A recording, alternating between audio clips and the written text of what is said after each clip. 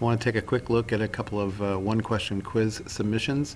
Here's an excellent one-question quiz on a small piece of paper. You can tell by the paper clip here how big the paper is. The student figured out the directions of the forces based on the signs of the charges, calculated both forces properly, got the net force from the Pythagorean theorem in the right way, calculated the angle based on the sides of the triangle, and then reported the whole thing out as a net force with a magnitude and a direction really articulated well. So that was a 20 out of 20. You can see in the near upper right-hand corner, just to the left of the paperclip, the student indicated they would take anything 19 out of 20 or better.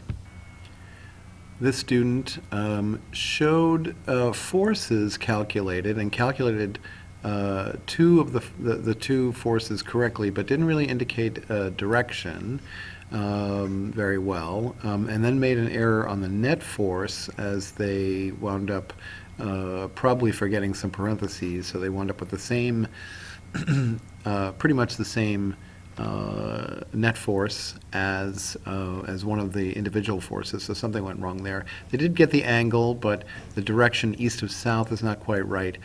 So a couple of minor issues here. The student indicated an 18 out of 20, and indeed that's the score I'd put on there. That's a very quickly written 18. So I could see a lot of good things there, but some questionable thoughts.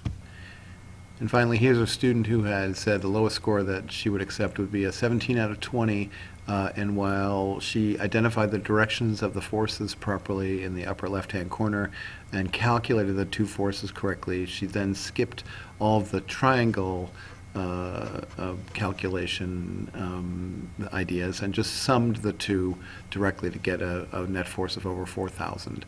So clearly missing the idea of the addition of vectors, including their directions, so I did not grant her the score that she had asked for. But she'll just get an exempt grade in the grade book.